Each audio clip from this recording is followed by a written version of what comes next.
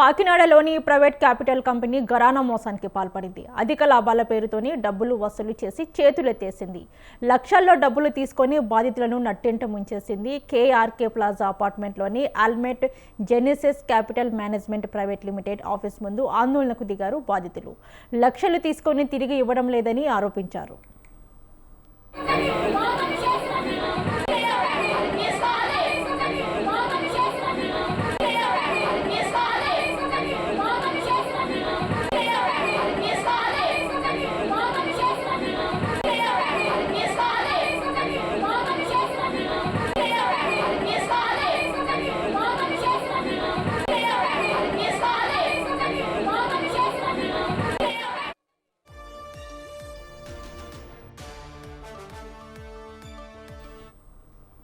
కాకినాడలోని private capital company ఘరానా మోసానికి పాల్పడింది. అధిక లాభాల పేరుతోని డబ్బులు వసూలు చేసి చేతులెత్తేసింది. లక్షల్లో డబ్బులు తీసుకొని బాధితులను నట్టెంట ముంచేసింది.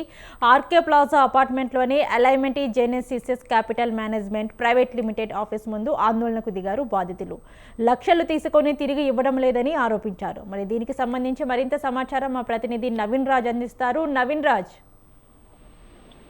Good evening Bhavani. కాకినాడలో అయితే గనక ఇటీవల ప్రైవేట్ కంపెనీలు కావచ్చు, అలాగే ప్రైవేట్ చిట్ ఫండ్ కంపెనీలు కావచ్చు, ప్రైవేట్ క్యాపిటల్ కంపెనీలు కూడా ఆ ప్రజలను అయితే కుచ్చు టోపీలోకి అయితే లాగుతున్న పరిస్థితులు అయితే ఒక్కొక్కటిగా అయితే వెలుగు చూస్తున్న పరిస్థితి. మొన్నటి వరకు అయితే కనుక విజయలక్ష్మి కోఆపరేటివ్ బ్యాంకు, అలాగే ఆ గాయత్రి కోఆపరేటివ్ బ్యాంకు కూడా ఈ విధంగానే ప్రజలకైతే కుచ్చు టోపీ పెట్టిన పరిస్థితి. తాజాగా అయితే కనుక ఆ కాకినాడలో ఈ జేఎన్టీయూ స్టేడియం ఎదురుగా అల్మెట్ జెనిసిస్ అనే capital Management Private limited company అయితే కనుక గత కొన్ని రోజుల నుంచి అయితే ఏదైతే లబ్ధిదారులు ఉన్నారో వాళ్ళందరికీ కూడా వాళ్ళందరితో పెట్టుబడులు పెట్టించి వారికి రావాల్సినది ఇవ్వకుండా అయితే కనుక కొన్ని రోజులుగా అయితే ఇబ్బందులు పెడుతున్న పరిస్థితి. దీంతో ఆ కంపెనీ వద్ద బాధితులందరూ కూడా ఆందోళన అయితే వ్యక్తం చేస్తున్న పరిస్థితి. అంటే అధిక లాభాలు అయితే పేరుతో పెట్టుబడులు అయితే పెట్టించింది.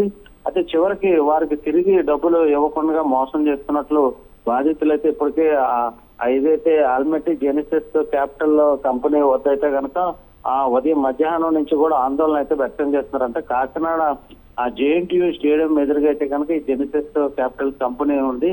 ఈ కార్యాలయం వద్దకైతే పెద్ద ఎత్తున బాధితులు అయితే వచ్చి ఆందోళన అయితే వ్యక్తం చేస్తున్నారు. దీంతో ఆ కంపెనీ వద్ద ఉద్రిక్త పరిస్థితులు అయితే చోటు చేసుకున్నాయి. అంటే స్టాక్ మార్కెట్ లో అధిక లాభాలు వస్తాయని చెప్పేసి నమ్మించి ఆ లక్షలాది రూపాయలు అయితే కనుక చాలా మంది లబ్ధిదారుల దగ్గర నుంచి పెట్టుబడులు అయితే పెట్టించారు. అయితే వారికి ఇవ్వాల్సిన డబ్బులు అయితే ఇవ్వకుండా ఎగ్గొట్టడంతో కొన్ని రోజులుగా అయితే సమాధానం చెప్పకపోవడంతో బాధితులందరూ కూడా ఒక్కసారిగా బొగ్గమంటూ ఆ కంపెనీ వద్ద అయితే ఆందోళనకు అయితే దిగిన పరిస్థితి ఉంది. Bhavani. Right, thank you Naveen. అలా మనం చెప్పడం మటుకు నాకు ఒక 400 కోట్లు చెప్పారండి. 400 కోట్లు అని చెప్పారండి. చాలా మంది 7,000 మంది కలిపి 4,000 కోట్ల పెట్టారని చెప్తున్నారండి. అంటే ఒక క్లారిటీ అంటూ ఏం లేదండి. పోనీ ఎప్పుడు ఇస్తారో చెప్పి రాసి ఇవ్వండి అంటే అది కూడా రాసి ఇవ్వడం లేదండి. పోలీసులు ఇంకా ఆశించి ఇస్తారు చెప్తారు కదండి. ఇస్తారేమో చూస్తున్నాం. ఏదో ఒక పోలీసు ఆయన వచ్చారండి. ఆ పోలీసు ఆయన వచ్చి ఏదో చేస్తున్నారండి. మరి లోపల ఏ సెటిల్మెంట్ చేస్తున్నారో తెలియదు నాకు. ఒక పోలీస్ కానిస్టేబుల్ కూడా వచ్చారండి. మా డబ్బులు మాకు ఇచ్చేయమని కోరుకుంటున్నామండి. మేము పెట్టిన డబ్బులు మాకు ఇచ్చేస్తే ఒక న్యాయం కలపాలని చెప్పి ఆశిస్తున్నామండి. నా పేరు ఫాతిమా అండి. మేము 6 lakhs కట్టాను. మా డాడీ పేరు మీద కట్టాము, అన్వర్ బాషా గారి పేరు మీద. సో వాళ్ళు ఇప్పుడు అమౌంట్ ఇవ్వకుండా